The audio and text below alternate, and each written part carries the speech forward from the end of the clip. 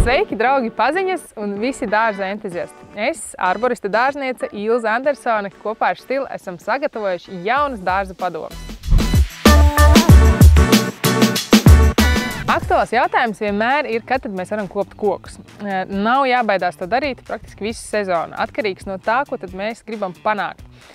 Piemēram, sanitārā kopšana, kas ir sausu zaru izgriešana, zari, kas krustojās vai rīvējās pret kaut ko, vai arī varbūt pat slimi zari, tos mēs varam griezt kaut vai visu sezonu. Arī, ja sniedziņš ārā sniega, uzvelkam cimdus, ejam griezt. Bet, protams, ir jāievēro arī daži noteikumi vai precīzāk koku īpatnības, kā piemēram bērzus mēs negriezīsim agri pavasarī pirms lapu plaukšanas, jo tad ir sulošanas laiks. Tas pats ir arī ar kļavām. Tad ir arī pāris noteikumi par koku gāšanu vai kopšanu putnu līgzdošanas laikā, kas ir no 15. aprīļa līdz 30. jūnijam. Tad vajadzētu ļaut putniem darīt savus darbiņus un tad kopt kokus. Tas pats arī pievēršam uzmanību, piemēram, egles nevajadzētu kopt vasaras vidū, jo tad viņas var vairāk sveķot un sveķošana piesaista kaitēkļus. Egles kopjam, kad ārā jau ir augstāks, kas ir kaut kāds novembris, decembris vai pat varbūt februāris, marts. Bet tie ir tikai daži piemēri, jo ir jāpievērš uzmanība gan sugai, gan apstākļiem, kur koks aug, taču nav jābaidās veikt sanitāro kopšanu kokam, varbūt, ja ir nepieciešams pacelt vainagu. Arī koku vainaga retināšana ir svarīga, lai, piemēram, dobē vai dārzā vairāk ielaistu gaismas. Šodien vairāk pievērsīsim uzmanību lapu kokiem. Protams, koku kopšanu ar plikām rokām nepaveiksim, vajag instrumentus un ar ko tad kopt tos kokus. Bazais rokas zāģītis, tas ir tas, kas dārzniekiem vienmēr ir, vai arboristiem. Tad jau ir garāki zāģīši, kas ir kāta. Tad arī, protams, motorzāģis vai arī, nezinu, vai esat pazīstami, bet Stilam ir foršais mazais rokas zāģītis, ar kuru mēs varam paveikt ļoti daudz darbus mājās, tajā skaitā arī koku kopšanu. Griežot sīkus zarus nevajadzētu rasties problēmām, jo zariņš ir viegls, nogriežam, viņš nokrīt zemē. Bet atceramies, ja mēs griežam lielākus zarus, viņus vajag atsvarot. Kas ir atsvarošana? Tātad, protams, noņemt lielāko masu nost un tad turpināt zaru griezt līdz stumbram. Bet es jums parādīšu, kas notiek, ja mēs griežam nepareizi zaru vienkārši ar vienu griezumu. Šādi nevajadzētu darīt, un arī es neiesaku to darīt, kad zaram tiek saplēsta miza.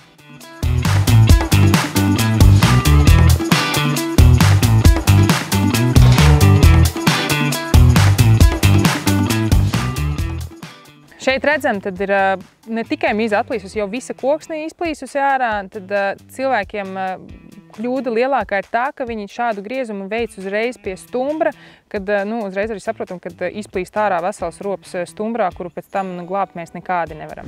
Atceramies, ja, ka GTA viņam atsevišķi nav konteiners priekš eļas, tāpēc ir arī manuāli jāpeļo zāģītim eļa pēc griešanas. Pirms griešanas un arī, ja darbs ir ilgs, tad vairākas reizes starpā. Ja zars ir smags un mēs zinām, ka mēs viņu nenoturēsim, lai izvairītos no šādas mizas plēšanas, vajadzētu veikt 3 griezumu metodi. Vai precīzāk vienkārši ar 3 iegriezumiem mēs atsvarojam zaru un saudzīgi viņu nogriežam. Pirmo griezumu vienmēr veicam no apakšas. Aptuveni kādu trešdaļu iekšā zarā iezāģējam. Tad redzam, jā, apakšā mēs esam iegriezuši aptuveni līdz trešdaļa līdz pusītei varbūt. Jāuzmanās, ja pusītei, tad zars var sākt liekties un iespiest sliedi, bet tāpēc skatāmies kāda trešā daļa. Tad apakšējais griezums, un augšā nākamais griezums sekos, kuram vajadzētu būt kādi 3 pirksti, nezinu, cik jums liela pirksta, bet 3 pirkstu attālumā vai vismaz kādi 4 centimetri no tā apakšējā griezuma. Un tad tuvāk stumbram ejot klāt, mēs veicam otro iegriezumu.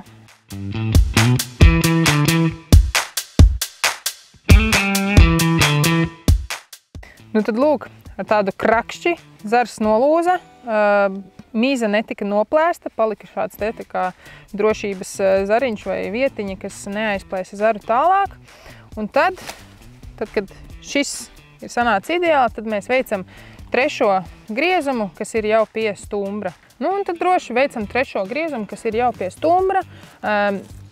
Arī tur ir maz nians, ko vajadzētu ievērot, paskatīties, kur ir mizas valnītis, lai mēs neiegriežam griezumu par dziļu, bet tas jau tad ir atsevišķa runāšana un mācīšanās, tāpēc griežam.